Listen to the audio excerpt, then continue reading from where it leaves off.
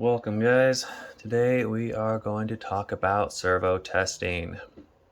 This is going to be a decently long video. I'm going to try and go over every aspect I can of it and be as thorough as possible so that everyone can understand how it's done, the proper ways that it should be done, how our test stand setups cannot be manipulated, the difference between real test setups, real force gauges compared to others you see on YouTube, and all the details in between. So to start, there are a lot of people out there that have opinions but don't necessarily know facts of what they're talking about. Unfortunately, there's a lot of, I guess you could say, haters or negative companies as well that like to spread misinformation and say certain companies' test results are fabricated or manipulated because they don't like how good someone's results are. Instead of improving their products, they try and shut down others and their ratings, even though, as you're going to see today, I will prove to you they cannot be manipulated on how these tests are done. Our results are 100% and backed by manufacturing as well on their own test results. So you're going to see everything from BEC powered servos, direct powered servos, our different force gauges, the power supplies, how they're tested for the amp draws, the different force gauges, difference in inch ounce versus the kilogram centimeter, which is also a difference in the different force gauges that are used between us here in the United States for the most part compared to many of the manufacturers, 99% of the manufacturers that are in China. We obviously use the imperial system, so inch, ounce. China and so forth use the metric system where they're using kilogram and centimeters. So we have different gauges, but when you convert them, they are extremely close in results. And I'm talking 2%, I would say.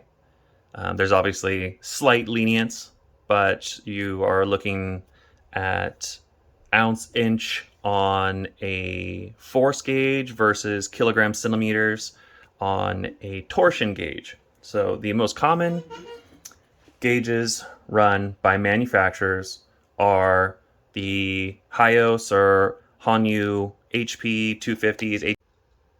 All right, so you have to get a special setup that they usually fabricate that mounts above this, that holds the servo, clamps it real tight on here. I'll show you a video of our manufacturer testing.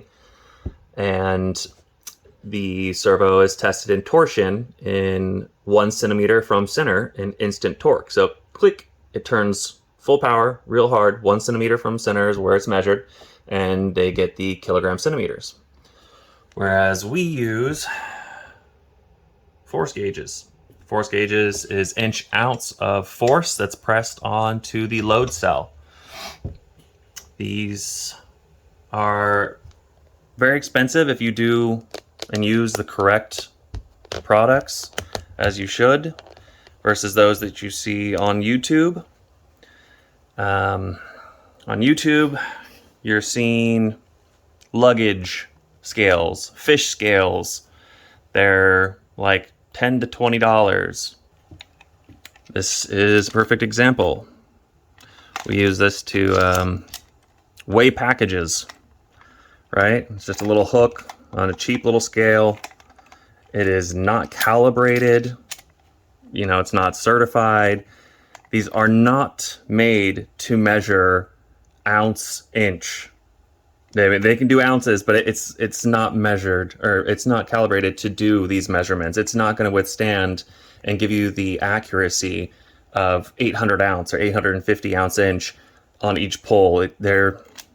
You're going to get sporadic numbers. They're not going to be accurate.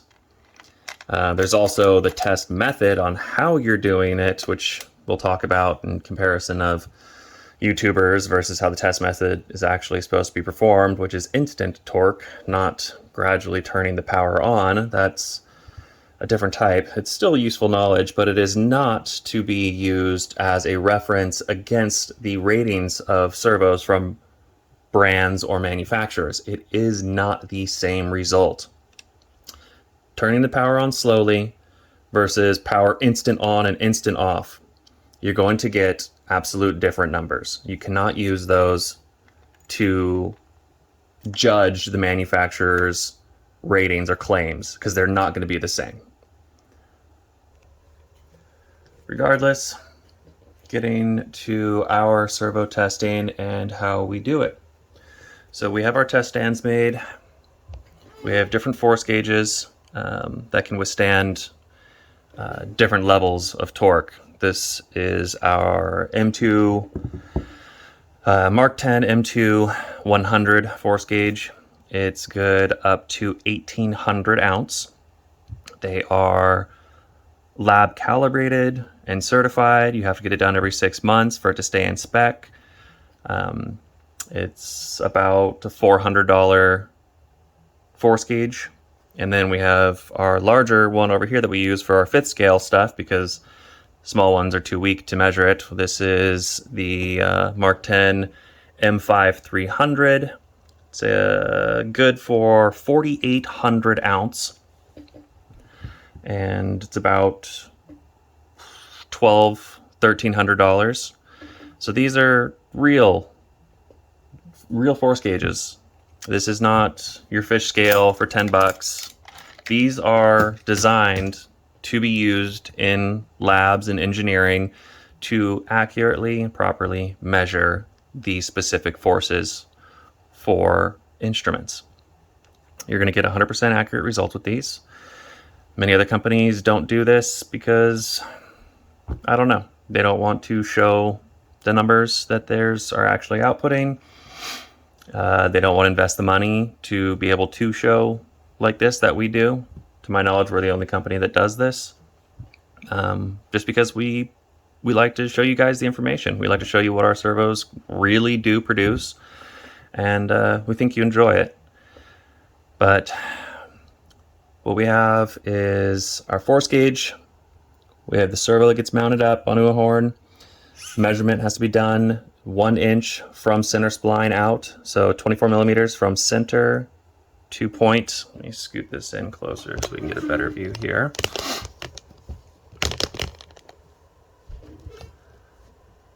So 1 inch out, comes down and settles right into the center of the force gauge, right onto the load cell.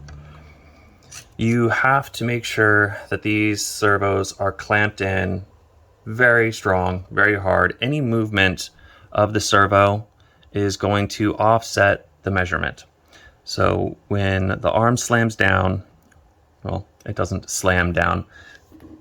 We have it set about 1 millimeter from the force gauge. I'll get close and show you. We try and keep it exactly the same every single time, the same distance. You'll see me wiggle the load cell right here to test if it's touching or if there's a little tiny bit of play, which there should be when it's on and set right. It's hard to do with it's off, but we want a tiny little bit of play. And then also you'll see me messing with the remote, adjusting the trim to adjust the arm to be as close as possible. If it's too close, it won't zero the load cell properly. It'll still be slightly touching, and when I zero it, it'll show a number, so it's touching, obviously. So we have it adjust just so it's maybe a millimeter off. Really, really close, instant force right on it. It does not slam down. It does not have time to gain speed or momentum before slamming the load cell. That's a different type of torque testing dynamic. We don't do that. This is set right on it, instant force down. When that pressure hits, if the servo is not secured super, super tight, the servo is going to move. You're going to have play there, which is going to offset your numbers. This is a little over 1/8 inch thick steel plate that we use on both of these. so it cannot bend. We have temp sensor, which is hooked to the servo itself, so you can monitor the temperature increase and see the drop in performance as they heat up. And then you have power supplies.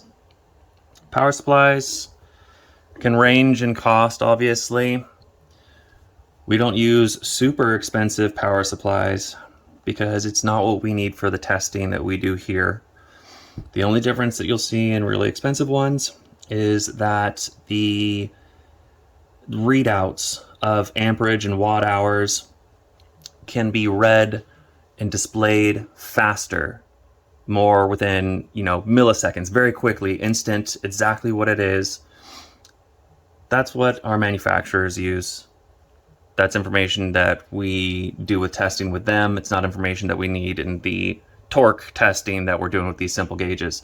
So for these power supplies, they're able to set the voltage, they're able to set over voltage, set amperage, it reads it out, it displays it, everything that we need.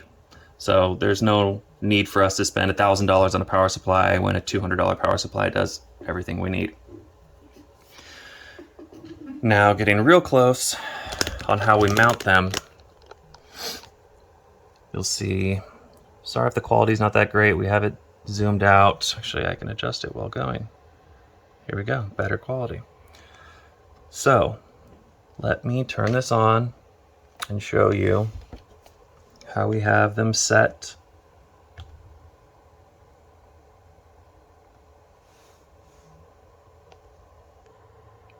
All right, so now power is on.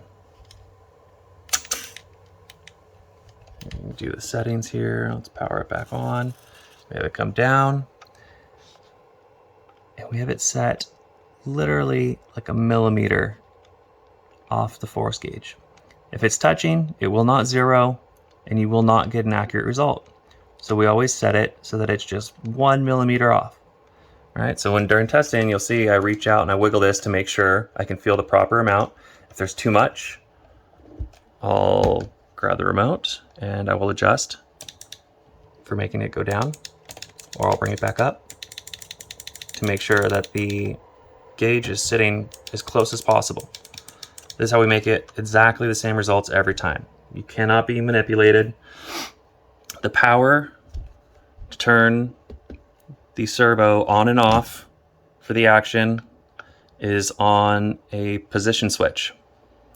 It's not a dial, it's not a twist, it's not a throttle. It is on or off. There is no way to manipulate that. This gauge is set to peak, it's zeroed out. Right here, position switch, on or off, on, off. That's all it does. There is no in between. Settings are always the same. Cannot be manipulated. Power on, power off. That quick. There's no way that you can change how that is, right? So there's zero manipulation to these. Now let me adjust and get the peak setting right and get the rest of this set up real quick for you. All right, so this is our RS1 servo. It's BEC powered, 5 volt to 8.4 volt. It is the strongest BEC powered servo on the market. We put a lot of time and effort over the years to make it specifically how we want it. Have the power stay extremely high while also being extremely efficient. You'll notice our amperage does not go over 7 amps for draw. We used to have a little bit higher. We've actually lowered the amp draw on it while still maintaining our power numbers. And I'm going to show you torque testing throughout the voltages, 5 volt to 8.4 volt using the voltage through the power supply. So voltage is shown here, 8.4 volts. It's coming out of the power supply. This is hooked into a little splitter harness. This is the servo wire hooked up right here, right? It's a receiver bypass harness, so power and ground is being given to the servo while only signal and ground is going to the receiver, so we don't overload the receiver. And this wire back here is powering the receiver off of our little voltage regulator, putting out 5 volts to give this power. Just make sure everyone sees everything. Power is given right here directly to the servo. It's all hooked up. Then you have our temperature sensor that's hooked on there. It goes right here. So we'll check distance on this. It's a little tight. See how it's already showing pressure. Oh, there's a sneak peek at 8.4 volts. Let's drop down to 5 volts. 0. Put it back down. See, we just got a tiny bit. I'm going to zoom in for you again. Just a tiny bit of play, right? It's right on there. This is what we want. If it's too close, like you saw, it won't zero out. So, once again, back out. You can watch the amps, voltage, and ounce. On 5 volts, our RS1 is rated for 700 ounce. There's 811. We always underrate our servos. What we put on the package is less than what they actually do, because there's nothing worse than overrating and under-delivering, which often happens in many companies. Ours, you always get more than what it says. Once again, really close, very barely wiggling. Zoom in real nice for you guys so you can see. I mean, not even a millimeter in there. Come back out. 807. See, it's a little too tight right now, so I'll back this off 1 notch, and there it is. Now we got more play. 6 volts, rated at 900 ounce. 975, 0. A little tight, see how it's not wiggling? Can't hear it. Go up 1 notch. There it is. There's our wiggle.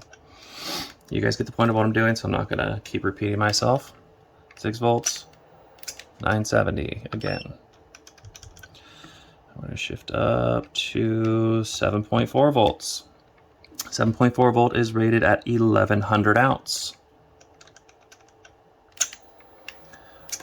1253. If you notice on our posts online, when we talk about the RS1, our max power is always 1200 plus ounce, because it makes much more than 1200. It's rated for that, but it's 1200 plus. This is 7.4 volt, making over 1200 already, which is we have it rated at 1100 ounce. Now switching to 8.4 volts, you'll see our amp draw shouldn't get over 6.5, maybe 7. Let's see, speed is good. Set, it's a little high, so let's bring it down. There we go, nice. Sorry, I went the wrong way. 1439. See, now we're tight again, so let's bump that up. There's our wiggle. 1439. I didn't catch the ounce, so the amperage. I was watching the force gauge. I didn't even see it hit 6 there. 1431. Let's go again. You can see the temperature slowly increasing here on our temperature sensor. Room temperature is still barely not even warm, 81. 1429 again. Let's let it run for a second under pressure. 5, maybe 5.6, 5.5. Undo. It's 1419, still at 81 degrees. So another thing that we get people saying is, or asking about, power supply versus powering the servo from a BEC, or direct power off a battery. You know, measuring these torque tests using a power supply versus how it actually is in a truck off of a BEC or off of a battery. So we do that as well. We do that testing. I'm going to show you right now how. Here's a BEC. This BEC is set at 8.4 volts. This is a typical blue 10 amp Castle BEC.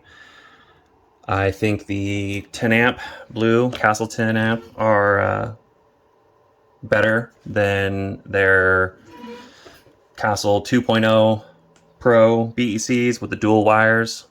You have to look at the details on those. You have to run both wires to get the full amount of power that they say it does, to get the full 14 amps. In all of my testing between the two, the 10 amp blue BEC has outperformed the 2.0. I've seen the 10 amp blue put out as high as 12.5 amps. So it's more than sufficient for any regular 10 scale servo. That's what I use all the time, what we recommend over the 2.0s. But regardless, I'm going to show you just to prove everyone and everything.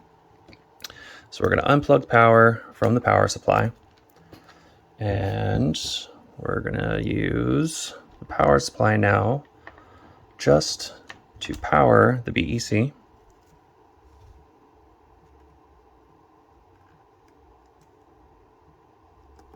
All right, so BEC is powered, 8.4 volt going into the BEC. I know you guys can't see much. I'm trying to do this in film, so bear with me. Let's see, power, 8.4 volts, exactly. All right, that's right off of this guy. So normally when you guys run a BEC, some are running 2S LiPo, 8.4 volts. Those who are running 2S LiPo, unfortunately, anytime you have a BEC set at 8.4 volts, as your battery dies down, it's only going to be able to output as much voltage as your battery has.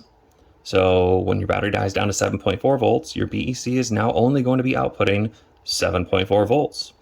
Once it gets down even lower, 6.8, 6.6, it's only going to output 6.6 volts. To maintain 8.4 volts the entire time, you have to run 3S or greater. So we're going to up this from 8.4 volts to 12.6, which is a fully charged 3S LiPo. So this BEC is getting 12.6 volts, just like you're running off of a 3S LiPo, but it's only outputting 8.4 volts, right? 10 amps. So now we'll hook this up to our servo. This is our splitter. Now our servo has power. The only thing when doing it this way is the amps that are going to be displayed on our power supply are going to be the amps being drawn from the BEC, from the power supply, not actually the amps that the servo is drawing from the BEC. However, we can show you that and how we do it, but without that, real quick, let's just show 8.4 volts off the BEC. Still set up here. We just set. Oh, it's a little tight. Where's our wiggle? And it's got a little wiggle. 1389. Right off the BEC.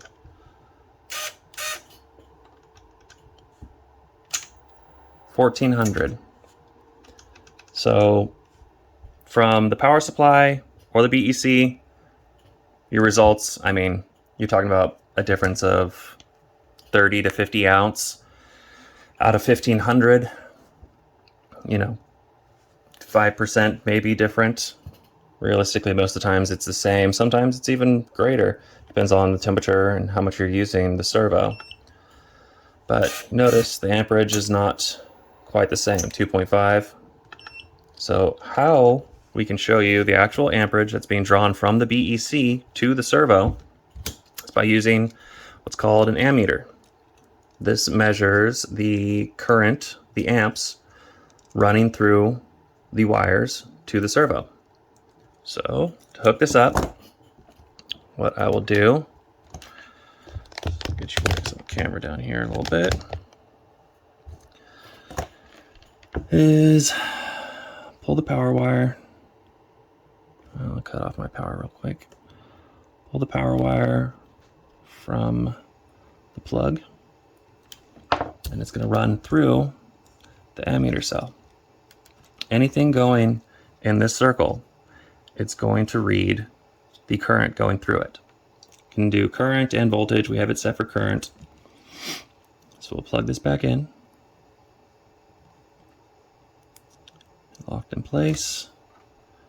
Plug you right back into our power. Good. So now we need to power our ammeter, which is just using a little 1-cell battery. So here it is. 0, it said 3 for a second there. I'm going to push and hold, to zero this out. CCC, 0 amps. So now when we do this, it's going to measure the amps flowing from the BEC to the servo. It's the only way you can measure it, not off the power supply. Let's power our BEC back on. Here we are.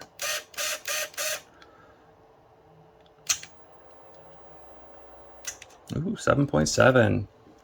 Almost 8 amps from the BEC. A little bit higher than what you saw drawn from the power supply. Also, once again, this is not a super expensive ammeter, as you can tell, but it does its purpose. More expensive, it's going to get the same results, but it will read and display faster, not quite stepping as it does, and we have to wait for the power supply. But it shows the results. 7.5, 7.7. That is the max amperage being drawn on a 10 amp Castle BEC at 8.4 volts, making 1388, almost 1400 ounce. There is no other servo that comes close to that. There's a ProTech 1K and another brand who has theirs that makes about 1,000 claimed. Never seen test results, so we can't say. But we provide you with ours that are not manipulated, cannot be manipulated, and we show you how it's done. So the only other way is doing direct power, which we would have to change over to a direct power servo, which we are going to do for our large 5th scale servo and on our larger scale. So give me a minute. I'm going to put this on pause, switch this equipment over, put the new servo in, and show you guys everything different on that. All right, so set back up. We now have the RS2500 V2. Everything's plugged in. Direct power to the servo. Receiver being powered by the limiter on the back and connect directly to the servo. Once again, I'll show you for peace of mind. Get set up here. The distance of measuring is always 1 inch from center. From our center line, zoom in a little bit here. From the center of our hole here on the spline to the center of the furthest hole is actually 25 millimeters. And I'll get close. You can see this lines up with the force gauge right at the tip of this. So we are exactly 1 inch out. Let me get up in here, show you, turn the power off so no one gets hurt. When you bring this down, you can actually see right there where it hits, which is directly above the hole. And we set it up so that there is almost 0 gap in there. About 1 millimeter. But it's not touching, right? Ooh, it's loud up close. So, pull you back, get you set back again. So this is set up for peak force in ounces, ounce force. We're at 8.4 volts. 8.4 volts for our 2500 V2 is 1520 ounce. For those For kilogram, it's 110 kilogram per centimeter. It looks like we might slightly be touching, so let's drop that down a titch and re-zero. Looks good. And actually, real quick, let's take a look at video of what you get from the testing at your manufacturer before we do the testing here. And one thing, I actually saw a post just the other day, people saying like, oh, who rates the servos? Is there a third-party company that rates the servos? And some individuals say yes. No, there is not a third-party company that does servo rating. The servos are rated by the manufacturers who build them. Whether you are other companies who just simply rebrand, those manufacturers have already produced and tested those servos, and they can show you the testing. Everything they make, they test. All testing is done by the manufacturer. And then those of us who have our servos made to our specifications, not just rebrands, which is why no one else can get our servos, they also will test them there. That's part of the making prototypes and testing different gears and testing different motors, testing different PCBs, testing at different amperage draws, what we have to go through, all these different things to get the results that we want when you actually make a servo. And they do the testing there. Once they're done and get it to the point where we want it, then it comes to us. Then we do our testing in-house on our equipment.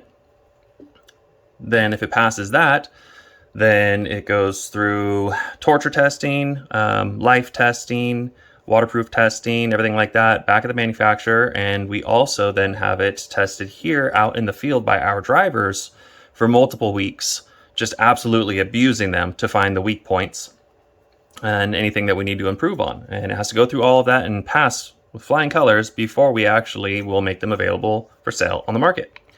So this, let me back this up a little bit here. And this is our manufacturer's testing, right? So like we showed earlier, they have the Hyos or Alion HP 250 torsion meters with their own whole setup to clamp the servo into place. The spline of the servo goes onto a special servo horn that is measured at 1 centimeter out, not 1 inch, because they're doing kilogram centimeters. Placed into the gauge, it's held, and this measures in kilogram centimeters. This is their power supply, 16.8 volts. It'll show the amperage draw, receiver, controlling the servo. You'll see the large number on the display is the continuous torque. It's not set for peak, so you'll see it slowly reduce. At the very top, though, it's hard to see. It'll zoom in, you'll get closer. You'll see the peak. And the numbers that you see in this video for our RS2500 V2 is the peak was 202 kilogram centimeter, and the continuous drops down to about 192 kilogram before it stops. That's where it levels out. So 202 kilogram is 2,800 ounce, and 192 kilogram centimeter is about 2,660 ounce inch. You can convert kilogram centimeter to ounce inch online. There's multiple websites that you have to type that in, just kilogram centimeter to ounce inch. It's not kilogram to ounce. Those are completely different numbers. You have to do kilogram centimeter to ounce inch, or a simple math that will get you extremely close is whatever the kilogram centimeter, whatever the number, 202, you multiply it by 13.888. So if it's 100 kilograms times 13.888, it's going to give you 1,388. Repeating. It's the closest number you're going to get. 13.888 will get you, I think it's like 2798 ounce, 202 kilogram times 13.88, 2,790. So that's the multiplication you can do to make it real easy. Times your kilogram times 13.888. So here's the video. We have tons of these videos that show everything from our manufacturer. Drops down to about 192, resets. Sorry, it's a short 6-second video, but you can see in the top corner, 202 kilogram. Hard to see. Let me zoom in a little bit more for you guys. Well, that's too far. Let's play it again. I'll pause it. There it is. 202, 193, drops to 192. This is in kilograms, centimeters. So this is how all testing is done by 99% of manufacturers. Whether you're with the CYS, AGF, RC, King Max, any of the manufacturers, these are what they're using. This is what they're doing. There is no third-party testing company. It's either measured and tested by your manufacturer and then also by the brand itself, like myself. We test ours. I'm sure other people I can't speak for. I'm just going to make a guess. Holmes, maybe he has torque equipment. He tests his, whether it be a force gauge, an ounce inch, or if it's like the equipment that the manufacturers use, the kilogram centimeter, the HP 250s. You know, maybe he tests this, but all of the equipment is tested and rated by the manufacturer, or also by the brand, like we show you ours. There's no third-party specific company. You could take your servos to another company and ask them to test it, say High Tech in San Diego. You could take it to High Tech and ask them to test your servos. They'll test it using their equipment. That's not available to everyone. That's not a third-party option that people use. Third-party testing doesn't exist. It's not real. That's not how things work. You get it tested by the manufacturer as it's made, you test it yourself. These are how your results are. They're YouTubers that do their stuff. Their test methods, like we talked earlier, the equipment is wrong. Their test method is wrong. They dial on the power by hand slowly. That just slowly increases the power. That's not how the test method works. It's instant torque, maximum torque. It's on, off. Dialing up slowly shows you what would be a continuous torque, not a peak. That number is not going to be what is rated on the servo, what the manufacturer rates it, what the brand rates it. That testing cannot be used to dispute or check against manufacturer ratings. Those numbers are completely their own. Cool for some people to see. They may enjoy it. There's servo companies out there that do a lot of it. Those are their own numbers. They are not to be checked against servos. The equipment's crap. Test method is wrong. Instant torque versus continuous junk equipment. Anyways, going on our testing. This is our 2500 V2. We're using our equipment here. Let's get this zeroed out and set into ounce inch. Units, ounce, mode, peak compression, zeroed. We have our tiny little gap. We're at 8.4 volts direct. You'll see our amp draw. 1754. I didn't catch the amp draw. So our servo at 8.4 volts is rated for 1520. 8.4 showing 1754. We can close up that gap just a little bit like that. It's almost wanting to touch. There we are. 1688, that's better. It was closer that time. That's more realistic. It's going back up, but the gap is too large. So moving on, 12.6 volts. 12.6 volts is rated at 2175. 2175 ounce. Our gauge is touching. We need to go down. There we go. Zero it out. Good. 2352. As always, we underrate our servos and over-deliver. Close up that gap a little more. It's 2352. Let's skip 2366 like the first one. Looks like we found the right gap. 2364.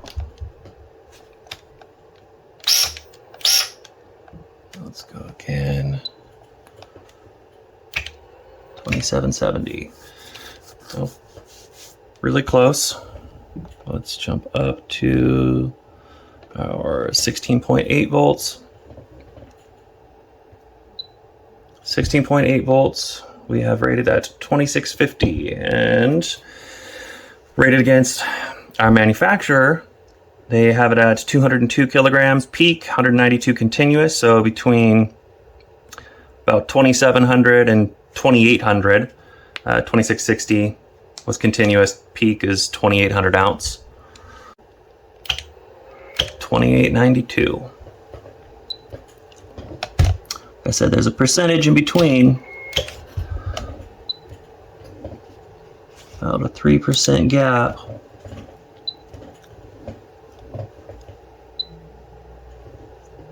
Let's see, we're touching. So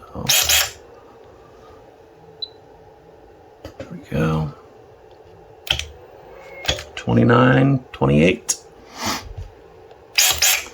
That's another thing, now that I'm thinking about it, for everyone to know. Motor manufacturers, not just servo manufacturers, but the manufacturers that make the motors that we use, they themselves give a warning that motors can have a variance of 10%. So if your motor set up, made a servo that has an average of 1,000 ounce at 8.4, there is the possibility at the peak of a 10% variance. Could be 10% more, could be 10% less. This is the power of the motor.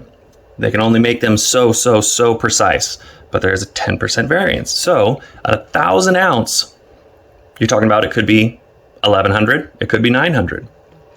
That's at the extreme. Typically, it's a difference of, 10 to 30, maybe 40 ounces. You're talking about 10% variance up to 3,000 ounce. Well, that's a 300 ounce variance between if I test this servo and test another 2500 V2 and I test another 2500 V2. The variance in between those could be 100 ounce, 200 ounce, could be 30 ounce. But it's within a certain variance, worth noting. Around 3,000 still. There's also another, I'd say, misinformation that often gets spread around by some companies on direct power versus BEC power. BEC power is the new latest and greatest. It's not, it's old. It takes a lot more power to run the servos. It's a higher amp draw. It's higher watt hours.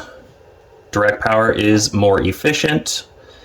One of their big claims is you lose power and speed as the voltage of your battery goes down.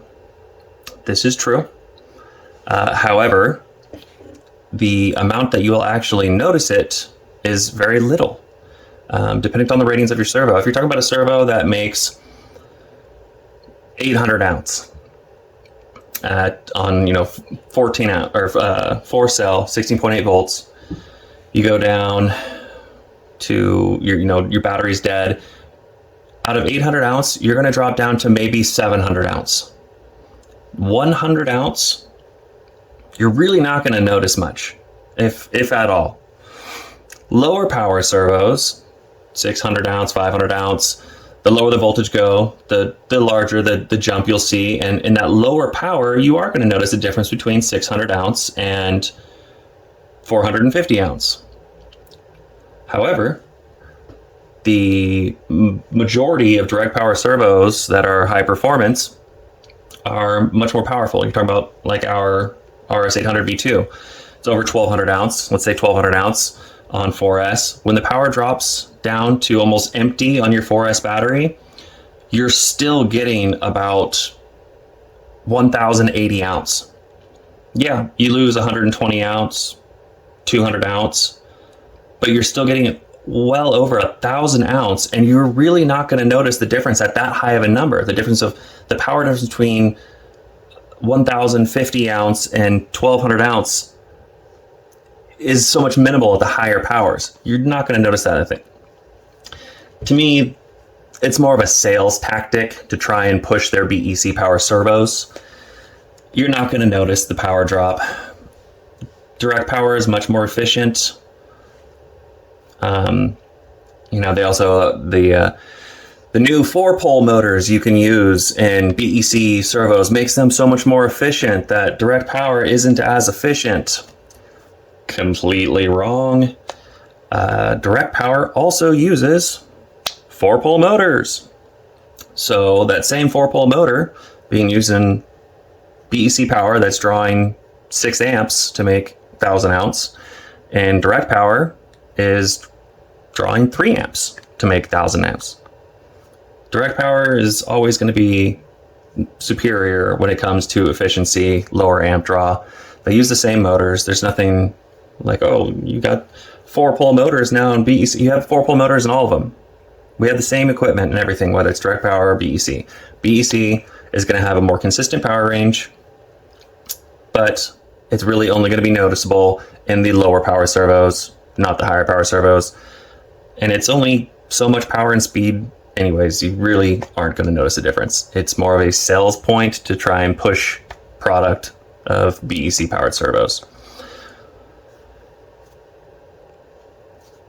Simply put, you cannot beat direct power servos for power and efficiency. If you're only running 2S, yeah, stick to a BEC power, lower voltage. With 2S, you're obviously not going to get the benefits of direct power on 3S or 4S. But if you do run higher voltage, those would be the ones that you want to run as direct power. You're going to get more power with more efficiency. Simple as that. And this is all of our testing for when it comes down to torque testing. Hopefully I've explained how everything works, the differences, how it cannot be manipulated. Maybe some other tests where people use a dial and cheap equipment, but when it comes down to how we have our setup with expensive, real lab certified equipment and on an instant dial, on off, you cannot manipulate that power. It's power on and power off. Nothing can be touched, nothing can be changed besides this tiny little gap, which we try and keep consistent as much as possible to about 1 millimeter. That's the only variance it's going to play. And as you can tell, the difference between testing our large scale servo and the smaller servo, the variances were off a bit more. It's harder to get the gap perfectly the same on this one, which is why we test, when we do normal testing, each voltage 3 or 4 times in a row, 8.4 volt 3 4 times, 12.6 8 4 times, 16.8 4 times, let it cool, and test that again. We cycle that 3 times, so it gets tested about 32 times to get an average of all the results they're tested in. Our results are 100%. They're right on. Like I said, there's a variance with all servos of a certain percentage. We always underrate and over-deliver. Our testing cannot be manipulated. It is correct. And hopefully I gave you guys all the information you'd be looking for when it comes down to testing between brands and manufacturers, kilogram versus ounce, real equipment versus YouTubers, some of the misinformation that's spread out there, and BEC and battery direct powering versus powering directly off of a power source when testing. All of that's covered. So any other questions, please comment below, let us know. I'm happy to give you any knowledge I have, or find answers for you and explain to the best of my ability. Hopefully this was informative. Thank you for bearing with this lengthy video and my jabbering. I know it was long and boring, but I guess that's what it is with information. So thank you all for your continued support, and hope to see you soon.